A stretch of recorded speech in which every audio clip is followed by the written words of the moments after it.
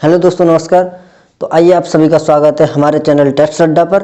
तो दोस्तों, जैसा कि आपको पता है, मैंने इससे पहले जो वीडियो लेके आया हूँ उसमें मैंने बर्ड माला स्टार्ट की है, जिसमें मैंने बर्ड के बारे में डिटेल से बताया आपको। अगली वीडियो हम लेके आए हैं स्वर। बर्ड के ही भेद हैं स्वर, व्यंजन और अयोगवा। उसमें आज हम स्वर टॉपिक कंप्लीट करेंगे। अगर आपने अभी तक पिछली वीडियो नहीं देखी है तो नीचे लिंक दी हुई है, वहाँ से जाके आप वीडियो देख सकते हैं। आइए हम शुरू करते हैं स्वर। सबसे पहले जानेंगे हम स्वर की परिभाषा। स्वर होता क्या है? स्वर जो कि स्वतंत्र होता है। ऐसे मान लो एक फ्री वर्ड है, जो मतलब इसको किसी की जरूरत नहीं होती उच्चारण करने में या लिखने में। स्वर क्या है? एक स्वतंत्र, मतलब जिसका उच्चारण करने में स्वतंत्रता हो। स्वर की परिभाषा क्या होगी यहाँ पर? जिन वर्णों का उच्चारण बिना किसी दूसरे वर्णों की सहायता से किया जाए, वो होते हैं हमारे स्वर। अच्छा दोस्तों, हम आगे बात करेंगे स्वर को हम कितने भागों में विभाजित करते हैं। कुछ लोग बोल देते हैं 3 भागों में, ह्रस्व, दीर्घ और प्लुप्त। ऐसा नहीं है। वो स्वर होते हैं जो हम बात करते हैं, वो मात्राओं के आधार पर बात करते हैं। स्वर को हम दोस्तों 4 भागों में विभाजित करते हैं। स्वर को 4 भागों में विभाजित करते हैं। पहला मात्रा के आधार पर, दूसरा मात्रा या उच्चारण के आधार पर, और दूसरा होता है ओष्ठाकृति और जीभा के आधार पर और मुखाकृति के आधार पर। कौन कौन से भागों में? एक तो आप हम बात करेंगे, सबसे पहले हम पहला नंबर ही ले लेते हैं, मात्रा या उच्चारण के आधार पर। मात्रा या उच्चारण के आधार पर। मात्रा या उच्चारण के आधार पर दोस्तों कितने भागों में बांटा गया स्वर को? 3 भागों में। कौन कौन सा है? नंबर 1 है आपका ह्रस्व स्वर। ह्रस्व स्वर। नंबर 2 है आपका दीर्घ स्वर। और नंबर 3 है आपका प्लुप्त स्वर। प्लुप्त स्वर। इस तरह से मात्रा या उच्चारण के आधार पर स्वर को 3 भागों में बांटा गया है। कितने भागों में दोस्तों? 3। स्वर, ह्रस्व स्वर, दीर्घ स्वर और प्लुप्त स्वर। इसे ही हम एक मात्रिक स्वर भी कहते हैं। एक मात्रिक, इसे द्विमात्रिक और इसे त्रैमात्रिक भी बोलते हैं। त्रैमात्रिक दोस्तों। और इसका अन्य नाम, इसे मूल स्वर भी बोलते हैं। मूल स्वर। इसे दीर्घ स्वर या फिर गुरु स्वर, गुरु स्वर या गुरु स्वर, गुरु या बड़े स्वर, बड़े स्वर। इसे दोस्तों विशाल स्वर भी कहते हैं। विशाल स्वर। दोस्तों इसे अन्य नाम हम क्यों जान रहे हैं? क्योंकि कभी कभार ऐसा होता है, मूल स्वर पूछ लिया, एक मात्रिक स्वर पूछ लिया, या फिर बड़े स्वर पूछ लिया, या फिर विशाल स्वर पूछ लिया, तो आप वहां पर आपने पढ़ा है प्लुप्त स्वर। अगर आपको पूछ लिया विशाल स्वर कौन सा होता है, विशाल स्वर में कितनी मात्राओं का समय लगता है, तो आप कंफ्यूजन हो जाएंगे। इसलिए मैं इनके ज्यादा से ज्यादा नाम आपको बताने की कोशिश कर रहा हूँ। इससे आपका एक मात्रिक, मूल स्वर, इसे संधि स्वर भी कहते हैं। इसे संधि स्वर, इसे यहां पर पवित्र स्वर भी कहते हैं। पवित्र स्वर। आगे हम बात करेंगे दोस्तों कौन कौन से स्वर वर्ण इसमें आते हैं। जैसे इसमें आता है आपका एक छोटा आ, छोटी ई, छोटा ऊ और री। ये 4 स्वर। कितनी संख्या है इसकी टोटल? 4। इसमें कौन कौन से आएंगे? बड़ा आ, बड़ी ई और बड़ा ऊ, और छोटी ए, बड़ी ए और छोटा ओ और बड़ा ओ। इसमें ये 7 आएंगे। कितने हैं इसमें? 7। दोस्तों इन्हें सजातीय स्वर भी बोलते हैं। सजातीय। इन्हें विजातीय स्वर। इन्हें दोस्तों सजातीय स्वर। सजातीय स्वर क्यों बोलते हैं? क्योंकि ये छोटा आ और छोटे आ से मिलकर बना हुआ, मतलब कि दोनों स्वयं जाति के, मतलब एक ही जाति के वर्णों से मिलकर बना हुआ है ये, और ये भी ऐसे ही बना हुआ है, ये भी बना हुआ है। ये अलग अलग, मतलब कि ये किससे बना हुआ है आपका, जैसे मैं इसकी बात करूं एक ही, ये किससे बना हुआ है? आ और ए, आए। और ये बना हुआ है आ और ओ, आ। तो इस तरह से ये विजातीय स्वर कहे जाते हैं। इसमें दोस्तों एक आपका ये आता है ओ, इसे, इसका चिन्ह क्या होता है दोस्तों? हिंदी वाला जो 3 होता है उसे हम इसका चिन्ह के रूप में प्रयोग करते हैं। जैसे इसका प्रयोग संस्कृत भाषा में बहुत ज़्यादा किया जाता था, हिंदी में न के बराबर यूज है इसका। जैसे हम किसी दूर खड़े व्यक्ति को बुलाते हैं तो हम इसका प्रयोग उसमें उच्चारण में कर लेते हैं। तो इस तरह से हमारे स्वर कितने हो गए? 4 और 3, 4 और 7 11। इस तरह से हमने देखा मात्रा या उच्चारण के आधार पर स्वरों की संख्या कितनी है? 11 ही होती है हिंदी में स्वरों की संख्या। अच्छा दोस्तों, आपको स्वरों की संख्या के बारे में और थोड़ी डिटेल बता देते हैं। स्वर, आगे हम बात करेंगे किसके आधार पर? ओष्ठाकृति के आधार पर। ओष्ठाकृति,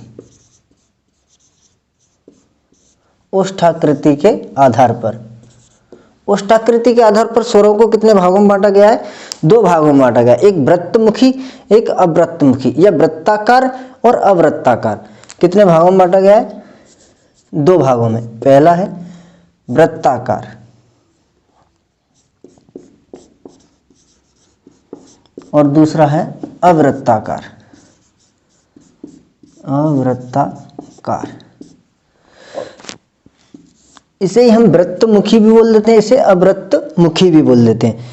इसमें क्या है दोस्तों? जिन वर्णों को, मतलब ओष्ठाकृति मतलब कि ओठ के आधार पर स्वरों को कितने भागों में बांटा गया, मतलब ओठ के आधार पर। तो मतलब ओष्ठ, वृत्ताकार, वृत्त मतलब कि वृत्त कैसा होता है दोस्तों? गोल होता है। तो जिन वर्णों को बोलने में हमारे ओठ वृत्त का आकार लें उन्हें कहते हैं वृत्ताकार। आपको पूछ लिया जाए वृत्ताकार स्वर हैं, आ दे दिया जाए, ई दे दिया जाए और ऊ दे दिया जाए और बड़ा आ दे दिया जाए, तो आपका वृत्ताकार कौन सा हो जाएगा? ऊ। तो मैं इसी के बारे में बात कर रहा हूं, वृत्ताकार। वृत्ताकार में कौन कौन से आएंगे दोस्तों? आपका दोनों ऊ आ जाएंगे आपके, छोटा ऊ, बड़ा ऊ, और छोटा ओ और बड़ा ऊ। इनकी संख्या कितनी है वृत्ताकार की? टोटल 4। और अवृत्ताकार जो शेष बचे वो हमारे अवृत्ताकार, जिनमें मतलब वृत्त जैसा ओठ नहीं बनते हैं, वो होते हैं हमारे कौन कौन से? छोटा आ, बड़ा आ, छोटी ई और बड़ी ई, और रे और ए और बड़ी ए। कितने हो गए? 4, 5, 6, 7, 8, 9, 10, 11। तो ये हमारे शेष बच गए 7। तो 7 ये हमारे कैसे कैसे हो गए? अवृत्ताकार। मतलब कि जिन वर्णों का उच्चारण करते समय ओठ हमारे वृत्त आकार में हो वो होते हैं वृत्ताकार। ओ, ऊ, बड़ा ओ और छोटा ओ, ये चारों।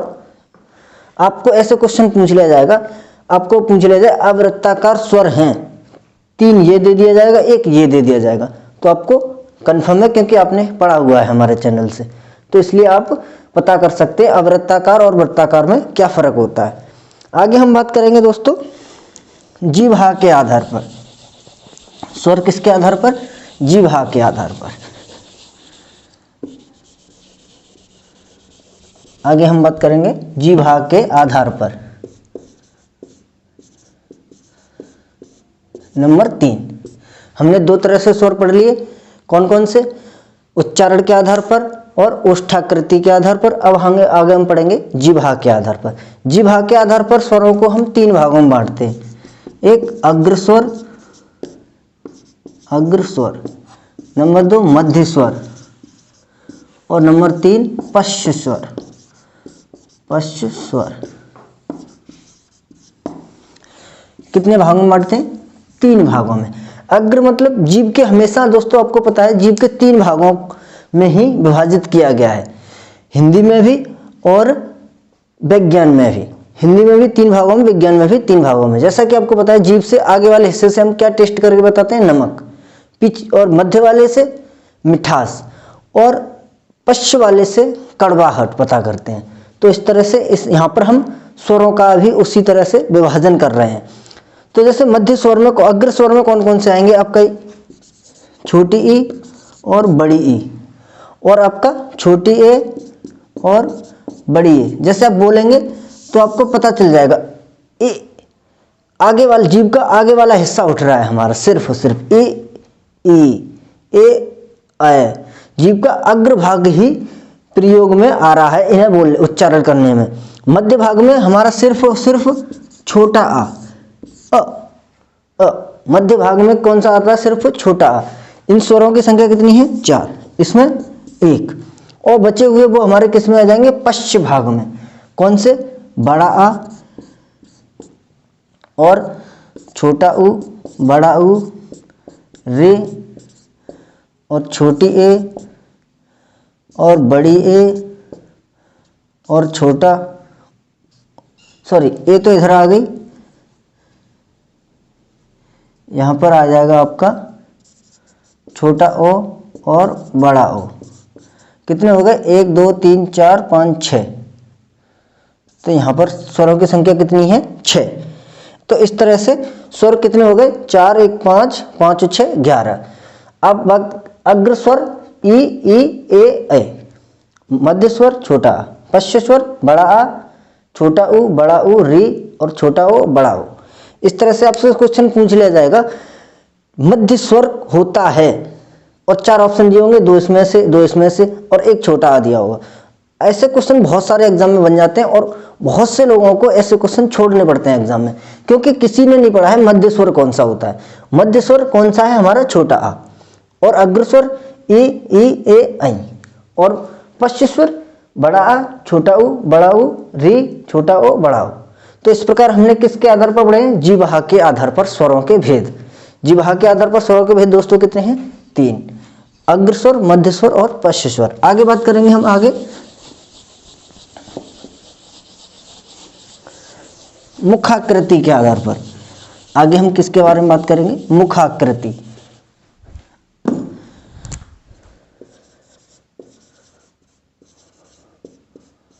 मुखाकृति के आधार पर, मुखाकृति के आधार पर दोस्तों किसके बारे में बात करेंगे हम, मुख आकृति के आधार पर। चौथा भाग है हमारा, स्वरों को विभाजित करने का कौन सा भेद है, चौथा भेद है। इसमें कौन कौन से होते हैं, एक होता है समृत, समृत और अर्ध समृत, और होता है विव्रत और अर्ध विव्रत।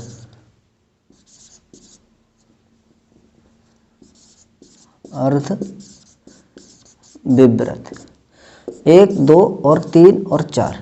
दोस्तों मुखाकृति मतलब कि मुख की आकृति कैसी बनती है, उसके आधार पर स्वरों का विभाजन किया गया यहाँ पर। मतलब मुख खुल रहा है या बंद हो रहा है, उसके आधार पर। समृत, समृत की मैं बात करूं, उसका मतलब होता है क्लोज।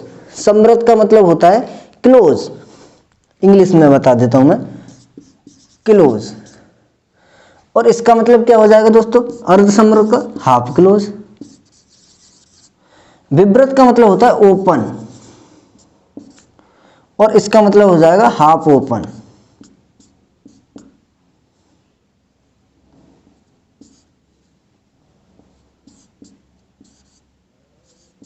Half open. इंग्लिश से आपको एक कंफ्यूजन पैदा हो रहा होगा यहाँ पर, हाफ क्लोज और हाफ ओपन। बस ऐसे मान लीजिए, आपके समझने के लिए मैंने इंग्लिश वर्ड लिखे हैं यहाँ पर, लेकिन हमें पढ़ना है समृत, अर्ध समृत, विव्रत और अर्ध विव्रत। दोस्तों यहाँ पर समृत में कौन कौन से वर्ड आते हैं, ए, ओ और ओ और रे। इन्हें बोलते समय आपका मुंह क्लोज हो रहा है, मतलब कि बंद हो रहा है। इन स्वरों की संख्या कितनी है, 5।